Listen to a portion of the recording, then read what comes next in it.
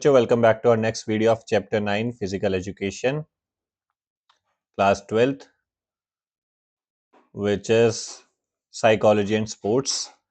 तो हमारा next topic है एक्सरसाइज अधेरेंस। अधेरेंस क्या होता है? अधेरेंस को आप ऐसा मान लो, हिंदी में मिलता जुलता वर्ड है अड़े रहना, किसी काम पे अड़े रहना। तो एक्सरसाइज अधेरेंस मतलब एक्सरसाइज करने पर अड़े रहना।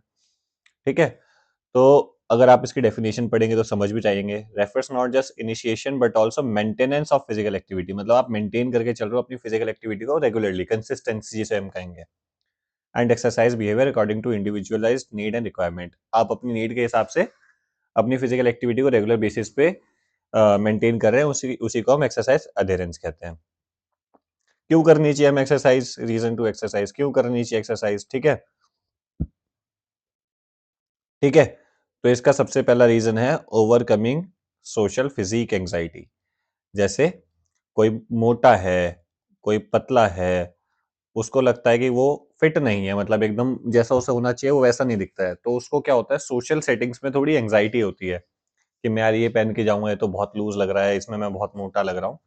उससे ओवरकम करने के लिए हम एक्सरसाइज कर सकते हैं, क्योंकि एक्सरसाइज करेंगे तो एक कॉन्फिडेंस रहेगा that I am in my best shape. ठीक है, एक्सरसाइज करेंगे तो बीमारी का रिस्क कम हो जाएगा। रिक्रिएशन, एक्सरसाइज करेंगे तो रिक्रिएशन हो जाएगा। रिक्रिएशन होता है बेसिकली वो एक्टिविटीज जो हम मजे के लिए करते हैं, थोड़ा स्ट्रेस रिलीज करने के लिए करते हैं। मेंटल रिलैक्सेशन होगी और सोशलाइजेशन। भाई आप, एक छोटा सा एग्जांपल है, जिम जाओगे तो वहां पे कितने दोस्त बनेंगे आपके, आप खुद सोच सकते हो। ठीक है, इसके बाद बेनिफिट्स क्या है, एक्सरसाइज करने के फायदे क्या है? तो सबसे पहले आपका हेल्थ बेनिफिट्स आ जाएगा कि जो आपकी कार्डियोवास्कुलर डिजीज होती है उसके रिस्क कम हो जाएंगे। आपका वेट मैनेज रहेगा, वेट मैनेज रहेगा तो आधी बीमारी वैसे ही कम हो गई। आपकी हड्डियां और आपकी मसल्स एकदम मजबूत रहेंगी।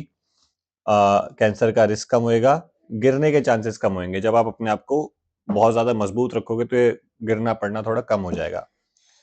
स्ट्रेस रिलीफ होगा, हैप्पीनेस बढ़ेगी। इसको आप डिफाइन अपने हिसाब से कर सकते हैं। जब आप एक्सरसाइज करते हैं तो आपका हैप्पीनेस हार्मोन जो कि वो रिलीज होता है।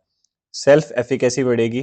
ठीक है, सोशल कोहिजन बढ़ेगा। अभी बताया, जब आप जिम जाओगे तो इतने नए लोगों से मिलोगे, उनके साथ बैठोगे उठोगे। कॉग्निटिव बेनिफिट्स होंगे, जैसे कि आप, आपका अटेंशन बेटर हो जाएगा और मेमोरी बेटर हो जाएगी।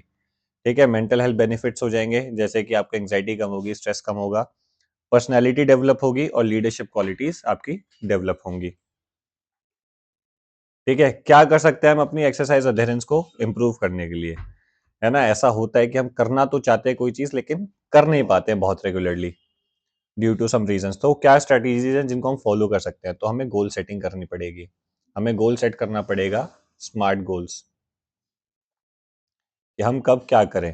ठीक है, इसकी फुल फॉर्म है, एस से होता है स्पेसिफिक, एम से मेजरेबल,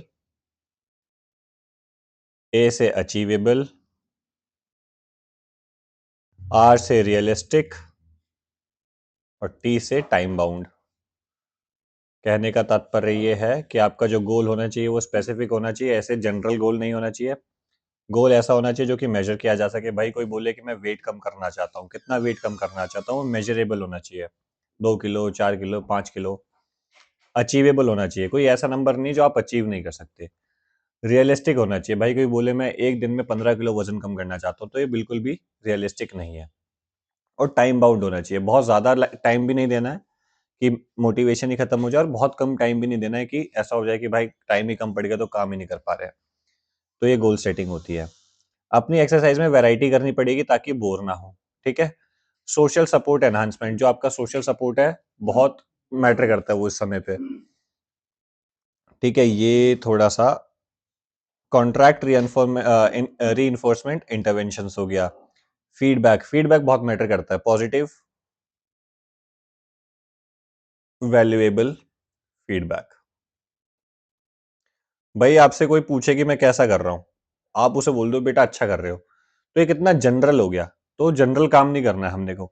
उसे क्या लगेगा, फिर तो भाई वो बढ़िया ही कर रहा है, उसमें कुछ इंप्रूवमेंट का स्कोप ही नहीं है। लेकिन आप अगर ये भी बोल दोगे बेटा अच्छा नहीं कर रहा, तू ऐसे कर, तो वो थोड़ा नेगेटिव हो जाएगा, हो सकता है डिमोटिवेट हो जाए। तो वैल्यूएबल फीडबैक क्या है कि आपको पॉजिटिव बोलते बोलते नेगेटिव का जो मतलब जो कमी है, नेगेटिव तो नहीं, जो कमी है उसको पूरा कर देना है। जैसे कि मान लो आप किसी को फुटबॉल सिखाते हो, उसकी पासिंग अच्छी है लेकिन स्पीड अच्छी नहीं है, तो आप उसको कैसे बोलोगे, बेटा आपकी पासिंग तो अच्छी है है ना, उसको हम रख सकते हैं, वो बहुत बढ़िया है। अभी हम थोड़ा स्पीड पे काम करेंगे ताकि और बेटर निकल के आए, तो इससे क्या है कि बच्चे को बुरा भी नहीं लगेगा और वैल्यूएबल फीडबैक भी मिल गया। ठीक है, प्रॉब्लम सॉल्विंग होना पड़ेगा आपको। ठीक है, थोड़ा हेल्थ एजुकेशन की नॉलेज होनी चाहिए। तो ये सारी स्ट्रैटेजीज है जिसके चलते आप एक्सरसाइज के लिए कंसिस्टेंटली आगे बढ़ सकते हैं। ठीक है, इसके बाद टॉपिक आता है एग्रेशन। ये मैं सोच रहा हूँ कि हम नेक्स्ट वीडियो में करेंगे तो ज़्यादा बेटर ज़्यादा बेटर रहेगा। इसके बाद ज़्यादा कुछ है नहीं, टाइप्स ऑफ एग्रेशन है और साइकोलॉजिकल एट्रीब्यूट्स हैं। तो ये छोटा सा टॉपिक है, अगली वीडियो में हो जाएगा। अभी के लिए इतना ही। Thank you so much, bye bye.